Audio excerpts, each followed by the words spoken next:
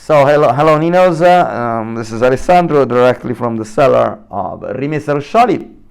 I decided actually I was going to write a single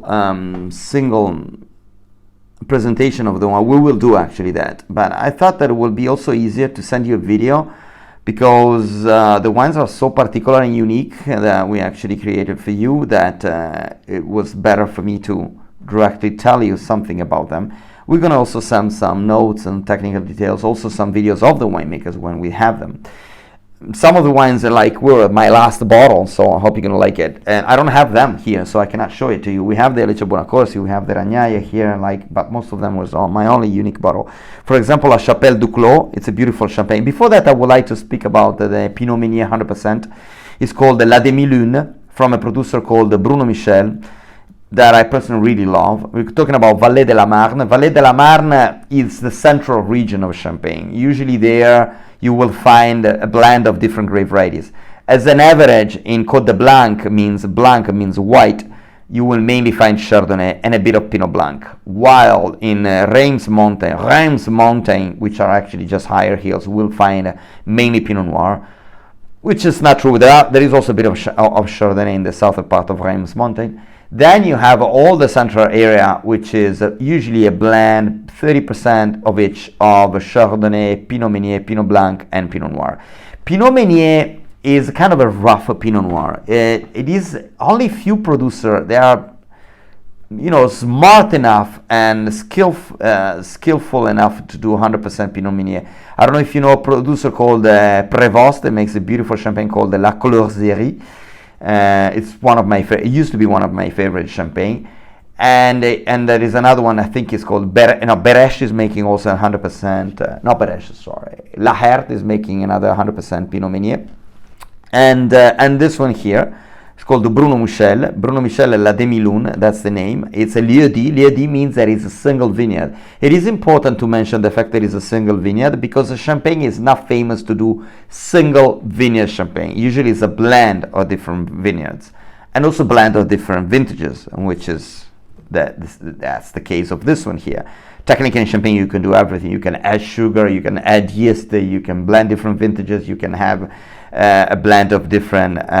This is, you might say, as a bad or a good thing. It is a good thing for the big wineries. For wineries that making more than like 3-4 million bottles, like Dom Perignon, they always have to find a perfect recipe, to find the balance of it. While the small growers, they have to fight with the environment. They have to fight with the concept that every vintage is different. They maybe don't have the money and the space to keep in the cellar, like 10, 20 different villages like Krug and Dom Perignon they do.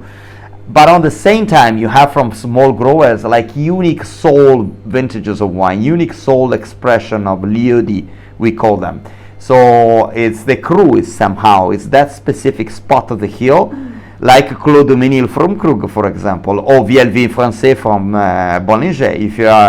If you have some rich friends that are generous, you probably try those wines. We're talking about bottles that cost between $1,000 to $2,000 per bottle.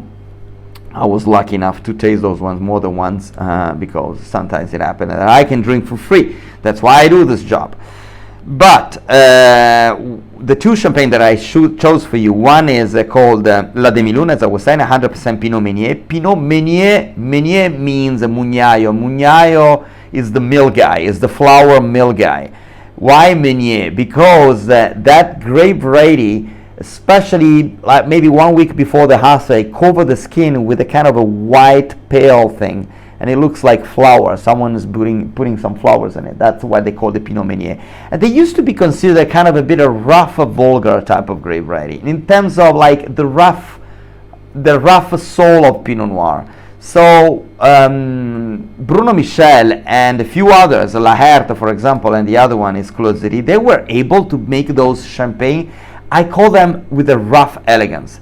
The beautiful concept, you can feel that the grape variety is a bit crispy, slightly round crispiness, but then you have this beautiful elegance of the way they've been using the yeast to age it, and to me this is a kind of a little big masterpiece. Beside that, you have another lieu dit, and it's called La Chapelle. La Chapelle du Clos is coming from a vineyard that is called Menil. I don't know if you ever heard about Menil, but Menil is probably famous to produce the most expensive and beautiful champagne in the world. That is called Clos de Menil. We're talking about a bottle that costs around $2,000. So if you want it in your collectors, you have to upgrade it. But there's no point. I don't put those. Usually, wouldn't even put it in collectors because technically you can find those ones on the web, and but it's not really easy to find Clos de Menil. But La Chapelle du Clos to me is a beautiful expression of a female. It's called a woman is called Delphine Casal. She's part of a female group of winemakers. They are making kind of a women power in Champagne.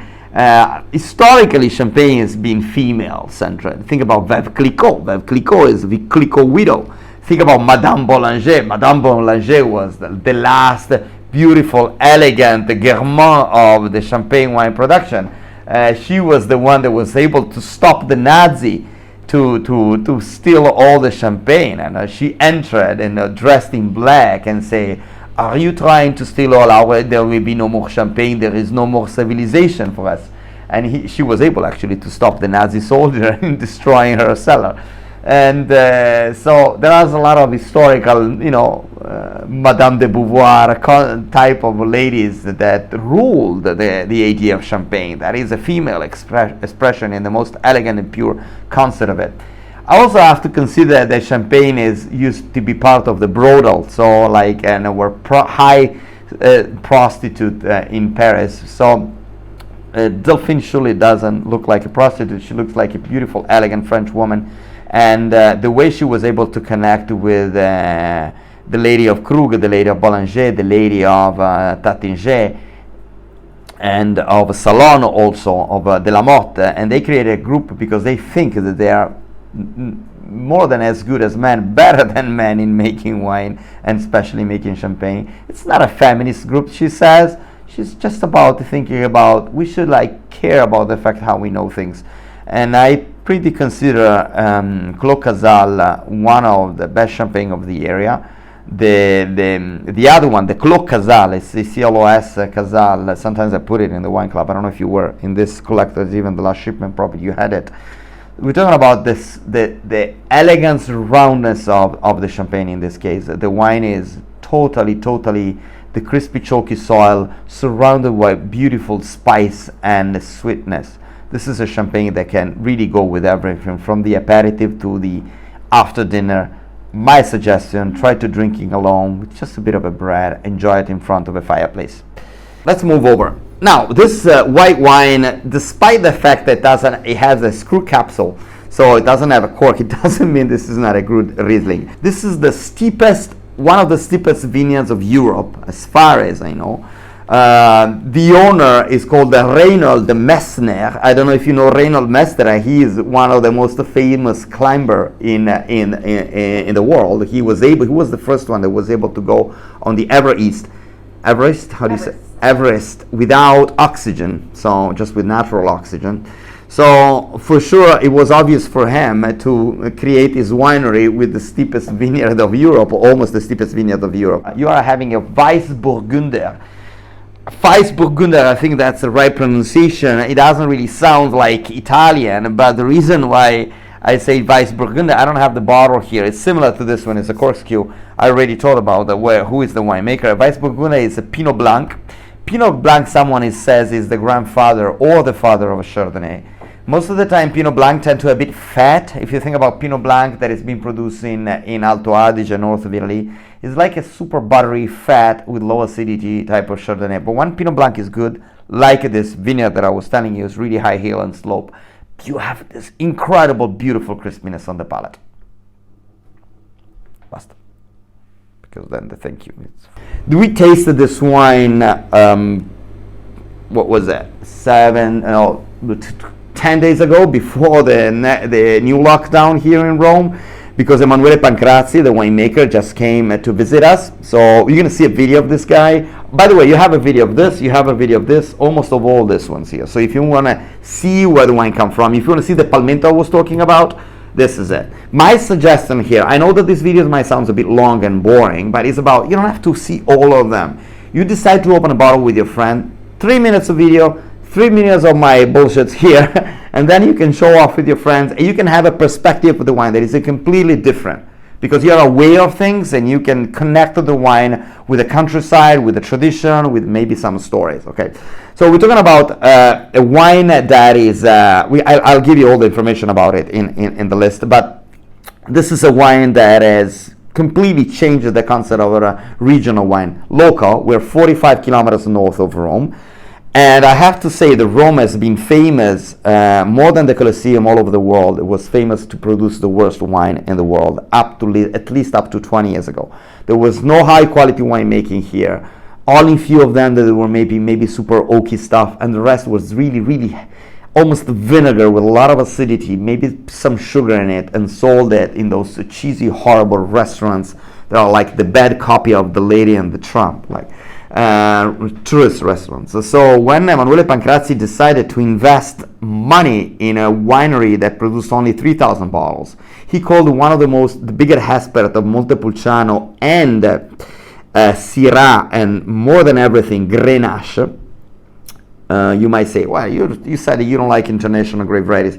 You have to remember that, you cannot remember, you surely don't know, that Grenache was historically planted in central Italy, especially in Marche, with a name called the Bordeaux, which is not called the Bordeaux, but is Bordo, means red, and also Alicante, and you might find Alicante and some Grenache in the coast of Tuscany, because you have to remember that Tuscany and Naples, especially Naples, it was a Spanish colony in the 16th century. So these are not grape varieties that were just planted 10 years ago, 20 years ago to please the international tourist of Tuscany.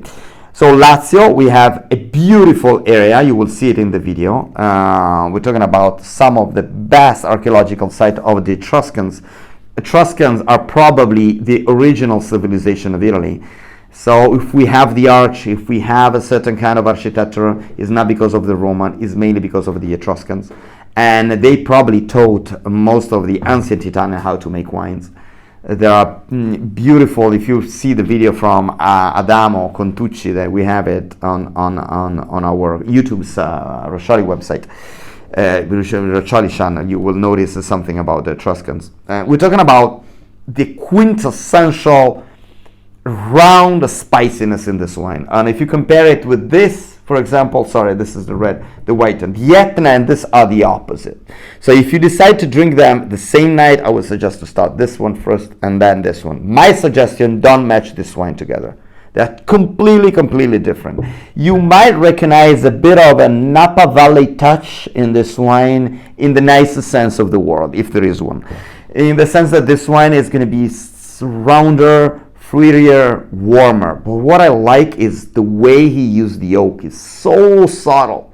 On the background, the oak is only there to soften up a bit the tannins and to give you this beautiful warm hug and a sensation of total fulfillment of the palate without getting your palate tired. My suggestion here, you need to have some big steak, like one of those beautiful steak you have in US. Some of like pork chops, maybe a bit vulgar, but like a big beautiful fillet steak would be great with not a lot of strange sauce on it. We move over right now and we go to our friend Alice Bonaccorsi. If you can see it, this is called Edizione Limitata, limited edition. We're talking about Carricante. I don't know if you're confident with Etna. Etna is a volcano in Sicily. I never know if I'm telling obvious things in this video, but in any case you will refocus on things that you probably already know. And we have some of the best vineyards. Etna became really famous in the last 20 years. I need to thank or blame, if you don't like Etna wines, a guy called Marca de Grazia. He was an importer of Barolo wines in US, and he started to promote the Etna wines with a winery called Tenuta delle Terre Nere. I don't want to discuss about the quality of the Marca de Grazia Etna wines. This is not a challenge between de Grazia and others, but for surely Marca de Grazia is not an Etna guy. Upon the big Etna production, we have to say there are not more than 7-8 winemakers that technically belong to that land.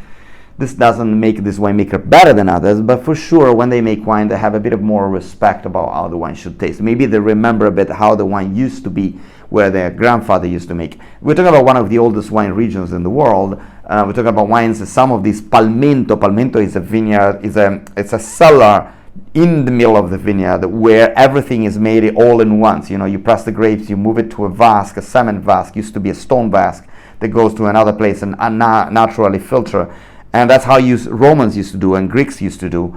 We went to Calabria. We have seen some Palmento that probably, as a concept, come from the ancient Greece. So we're talking about a really, really old tradition. So when we taste these wines, it's also there is kind of an archaeological touch. They make those wines, appealing from a cultural point of view. The significance around the wine from a philological point of view is a bit more complex. But I'm speaking too much. Well, what I'm saying that Alice Bonaccorsi, to me, at the moment, is making the best white wines of that region. Carricante is the name of the grape variety. Are going to be kind of shocking because I consider white wine in Etna better than red, usually. The few ones that make good Etna wines. And especially when you age them for a bit of time, this is absolutely incredible. I was to their winery with my colleague Lindsay in 2017. And we tasted at 2012, and there was still like 80 bottles left. And I said, this wine is absolutely incredible. The 2012 we tasted there was like astonishing.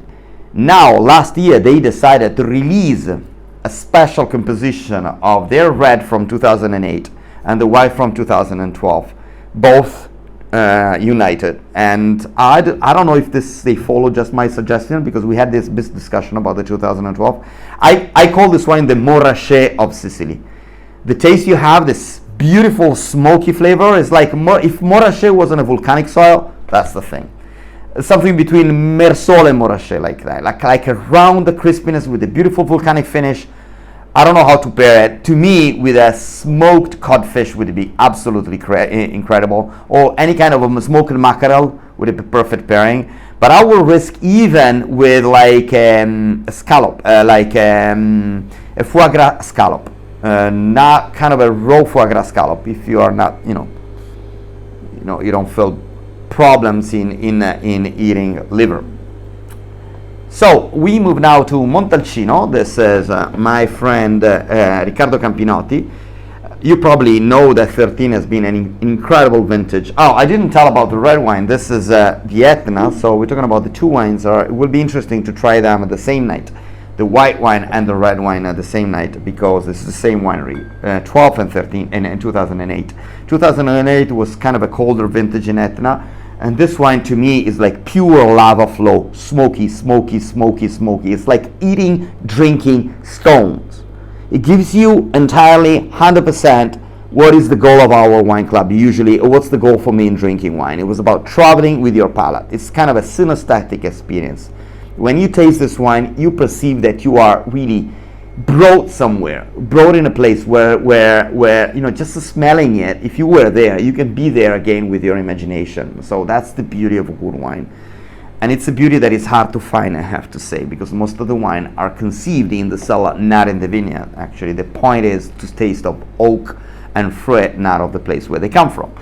Montalcino, I don't know if you heard me talking about Montalcino in my tasting or in my videos, but I have to say that I am technically not a Montalcino fan in terms of what Montalcino represents all over the world. It used to be the American side of Italy in a bad way. There are a lot of good ways there of American units. First of all, they saved us from the Nazis. But in terms of wine, something happened in the 80s. A lot of wines started to become really oaky with international grape variety, like Cabernet, Merlot, which don't really belong to our tradition. And Riccardo, to me, which is technically a new winemaker, even if the vineyards some of them are 40, 50 years old, he bought this vineyard in 2001, and 2003, I think. Sorry, his first vintage was 2004, a bit too oaky at the beginning. But he was lucky enough that he bought one of the highest vineyards of Montalcino.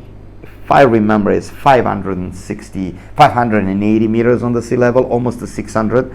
And this means a colder climate. And now he also have slightly little spot in the famous Montosoli Hill, where you have the galestro, the volcanic soil. Here, I call it the Burgundy of Montalcino. They don't have this strongly oaky flavor. It's nice mineral with irony, nice, beautiful round spiciness.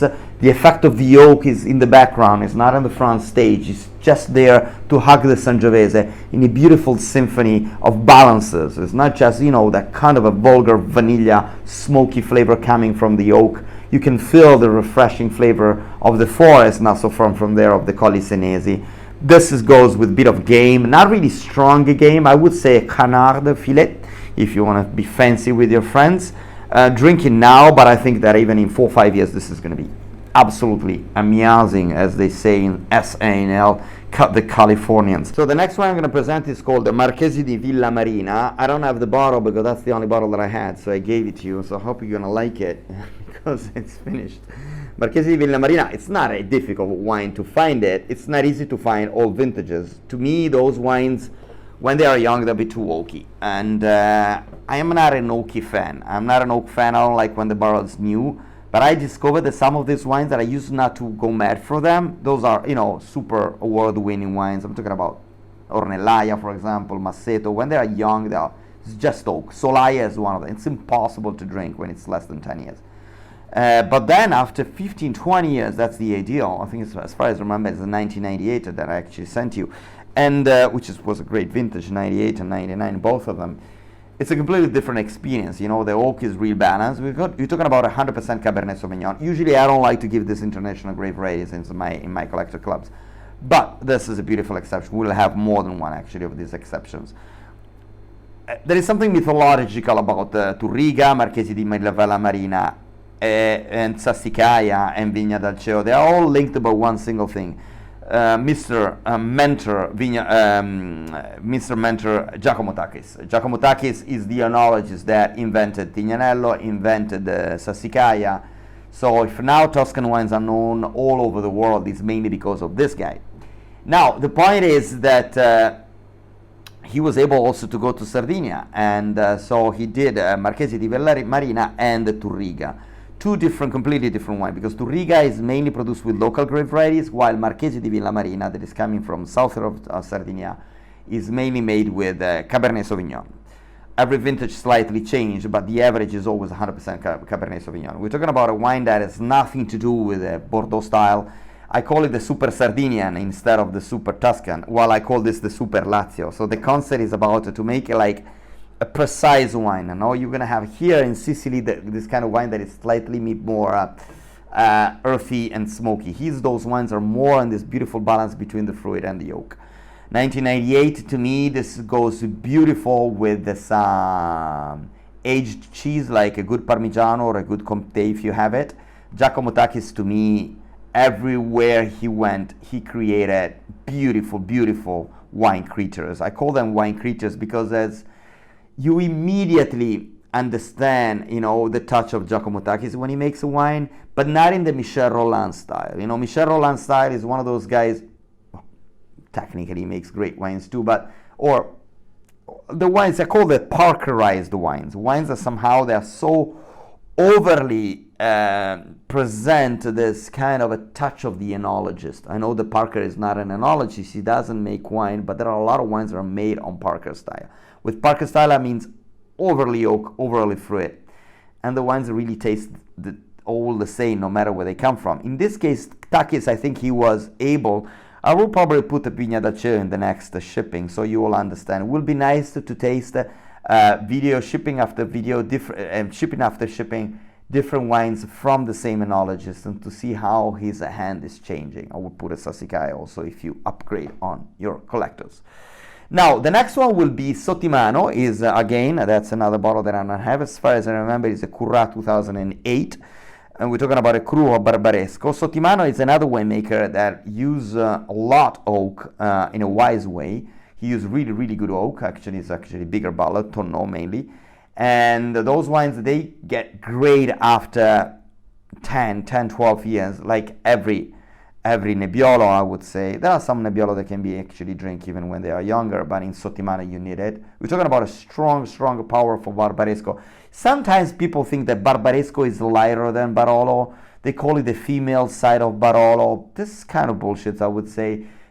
It depends on which Barbaresco you're talking about. If you talk about, for example, Bruno Giacosa is a Barbaresco that is extremely powerful, extremely length in the palate. It can age for like 20, 30, 40 years. And one of the best wines that was a red label 1978 from Bruno Giacosa. Think about Gaia that makes Barbaresco that are for sure more international in the way that depends, of course, because Gaia is actually changing his style every 5-6 years. But I will put Gaia away.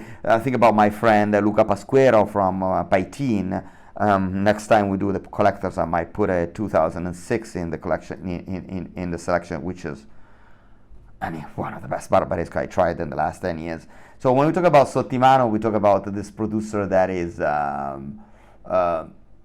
don't know if you know the discussion between Barolo boys and traditionalists. He was somehow always been putting in between this big discussion if you had to use the smaller barrel or the bigger barrels or not, having a wine that was more on the oak side and more on the traditional side. My perception is also that after 10, 15 years, all this discussion, they somehow go away because the aging process of Nebbiolo comes out. So there is a soul of the Nebbiolo that comes out. So you probably find a nice licorice on the nose. You have this beautiful spicy flavor. The tannins should be slightly round after 12 years.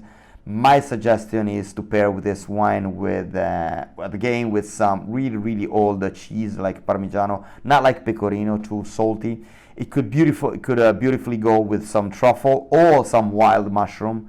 Like wild mushroom risotto will be perfect, or a steak with a bit of a truffle on it.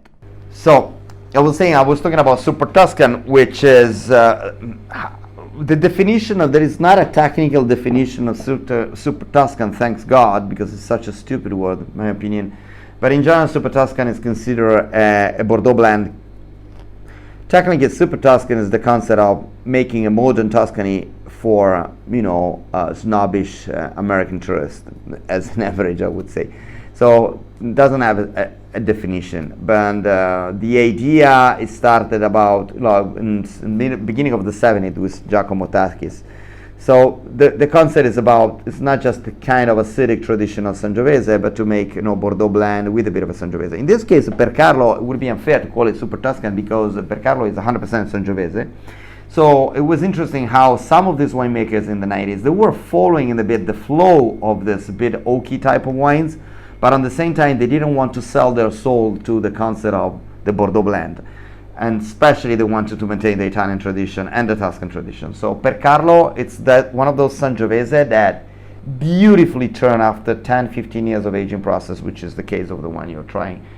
This beautiful, typical underwood flavor of the Sangiovese made it a bit round by the oak. So after 10 years, usually those wines have this beautiful expression of I would say it's kind of a terroir, soil, Tuscany, wild boar, on the same time game and roundness. So it was able to make the typical traditional Sangiovese in a softer way, and found a beautiful balance between this concept of tradition and modernity that we had in Italy in the 90s.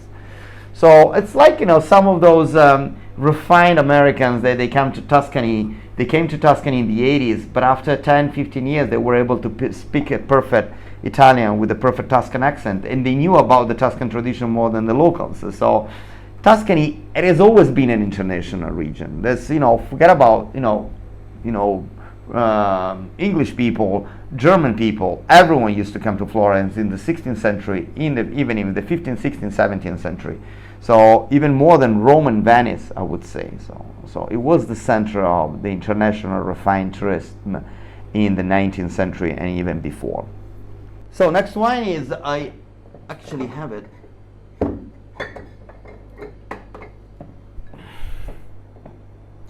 So next wine is Biondi Santi. I know that somehow you can find Biondi Santi in not a lot of places, but refined wineries, refined wine shops, you might find Biondi Santi. But first of all, I don't think you can find Biondi Santi for less $150, $190. So if you're a collector, it's 6 bottles for $500.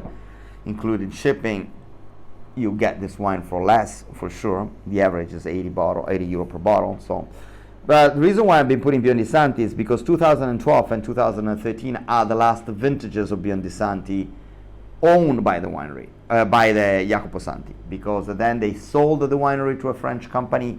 They say they're a French company, that they're not going to change a lot, but it's always a risk. When you sell the winery, part of the soul is sold, and it's kind of a big soul with a lot of phantoms, a lot of tradition.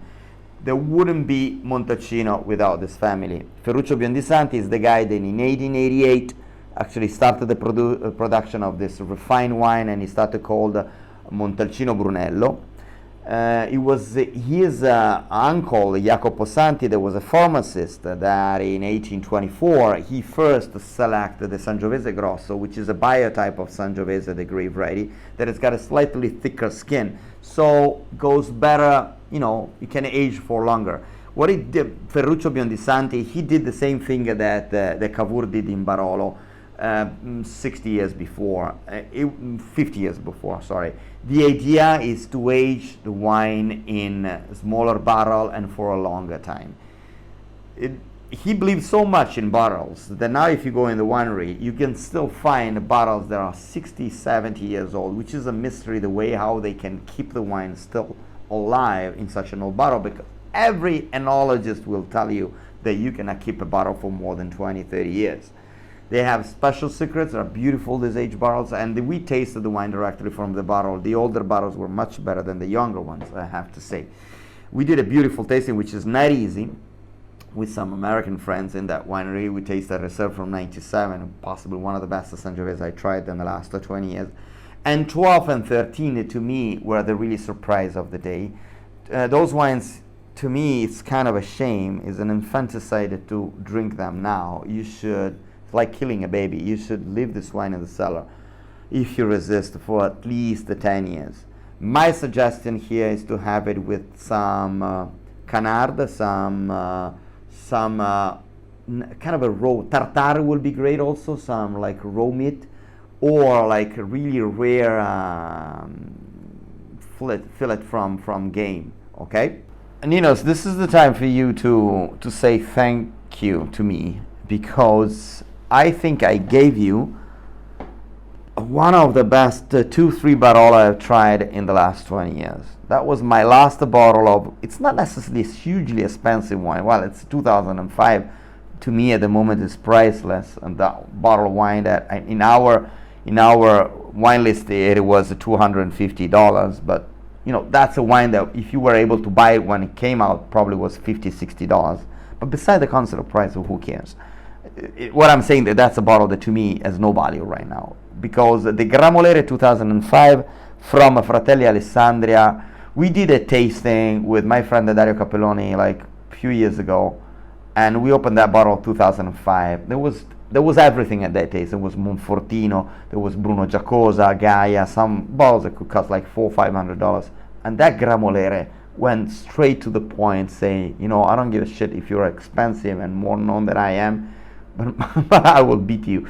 And it was absolutely the wine of the night. The way that is all the synthesis of the concept of Barolo, the austerity and the roundness, the complexity and the drinkability, everything is in there. And 2005 is a medium cold vintage, not as warm as 2004. To me, is more Barolo style 5 than 4. It's a wine that you have to drink it now.